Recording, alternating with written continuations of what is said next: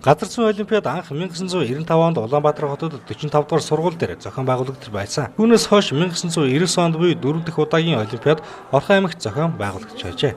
Энэ жил энэхүү Орхон аймагт тус олимпиад 2 дахь удаага болж байна. Уг олимпиадыг аймаг дээр зохион байгуулах бүхэл боломжийг Орхон аймгийн тамга газраас бүрдүүлж санхүүг шийдвэрлсэн байна. Монгол улсын багшийн сургуулийн 2017 онд Монгол Элчгийн улсын 49-р олимпиад, 2018 онд улсын химийн 29-р олимпиадуудыг орон нутгад амжилттай зохион байгуулж байсан бөгөөд өнөөдөр Эрдэнэ тутноо Орхон аймгийн Сэтгэрмийн хэмээл дор газар зүйн улсын 25-р олимпиад эхлэхэд бэлэн болоод байна.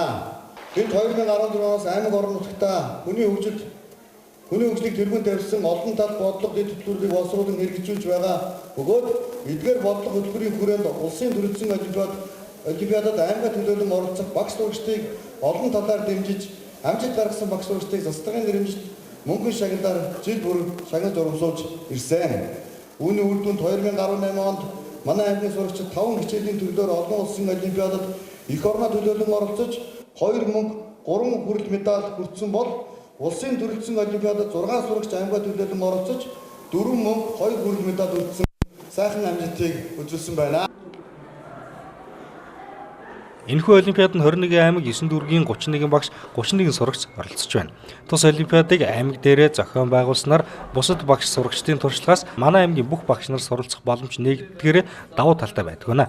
Мөн олимпиад болсон сургууль дээр кабинет тохирчуулан үлдээдгээр онцлогтой юм а. Өнөөдөр бол Монгол улсын одоо бүх шатны олимпиадууд явагдаж байгаа. Түүний нэг нь бол газар зүйн олимпиад. За тэгээд энэ аймаг Монгол улсын 21 аймаг одоо 9 дүүргээс шалгарсан одоо багш сурагчид өнөөдөр хүрэлцэн ирж одоо өөрсдийнхөө мэдлэг чадвар оюуханаа зарилцахаар хүрэлцэн ирээд байна. Газар зүйн олимпиад зохиолдогдоо 25 жил явсан. Энэ хугацаанд бол сүүлийн 5 жил дараалаад бид нар бол олон улсын олимпиадад оролцож эхэлсэн.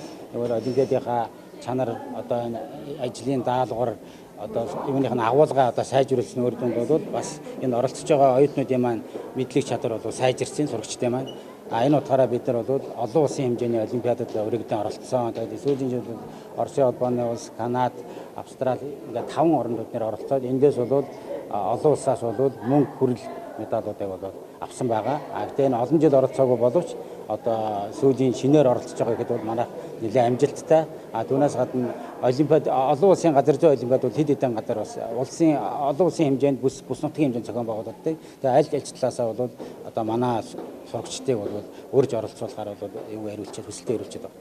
Зохион байгуулагдаж байгаа давуу ирэхээр 2 сурагч, 2 багш оролцож байгаа. За энэ яг нэг 2 дугаар 2-ын даваанда нэг 2 дугаар эзэлсэн багш, нэг 2 дугаар эзэлсэн сурагчд маань оролцож байгаа. Тэгэхээр орон нутагт болж байгаа гэдэг утгаараа энэ бол өрсөлдөөд байр эзлээд өнгөрөх төдий асуудал биш. Манай бас газар зүйн багш нар маань энэ ажил мэргэжлээ сурталчилсан орон нутагтаа өөрийн багшлах онцлог талаасаа хийсэн бүтээсэн ажлаа бас үзэсгэлэн маягаар ингэж тавьж энэ үзэсгэлэнг нь бас боловсрол соёл урлагийн газрын маань бас боловсрол соёл урлагийн газрынхаа 40 жилийн хүрээнд шалгаруулж урамшуулах ийм ажил давхар явж байгаа. Энэ хүрээнд бас энэ улсын хэмжээний арга хэмжээнд үзэсгэлэн бүтээлүүдэд илгэж ийм нэг өдрийн арга хэмжээ бас энэ давхар зохион байгуулагдаж ингэж явж байгаараа онцлог. Тэгээ энд бол орон нутагт болж байгаа гол онцлог бол мэргэжлийн олон багш нар энийг үзэж сонирхож арга зүй туршлагыг мэдих, шингээх, түгээж авах, энэ хүлээж авах, энэ онцлогоор үнээс ш бус аймагт болж байгаа бол нэг юм уу нэг багш нэг сурагчил төлөөлж очиж үзэж харах боломж нэгдэж байгаа. Орон нутгийн давуу тал гэдэг нь бол нийтээрээ бас үзэж харж бас бусдын энэ давуу чанарыг илүү байгаа өөрсдөө харьцуулж үнэлэх бодит байдлыг харах ийм боломж нээлттэй байдгаараа онцлог гэж ингэж үзэж харж байгаа. Монгол улсын сургуулийн газар зүйн нийгмийн гэр профессор Сүүлийн жилүүдэд олимпиадын асуулт даалгаврыг боловсруулахдаа олон улсын олимпиадын төвшин шаардлагад нийцүүлэх газар зүйн үнэлгээний арга хэлбэрийн талаар олон улсад баримталж буй жишгтээ уялдуулах чиглэлээр боловсруулах болжээ. Энэ цээжилсэн мэдээллийг шалгах, бус газар зүйн зураг, гэрэл зураг, бусад геод үрсэлийг уншиж ашиглах хүснэгтэд мэдээлэл боловсруулах, дүгнэлт гарах зэрэг дадлах чадварыг шалгах замаар шинжилэн судлах арга барилд суурилсан үнэлгээний хэлбэрийг ашиглаж байгаа юм а. Ингэснээр сурагчид олон улсын олимпиадад оролцохдоо илүү туршлагатай болох юм а.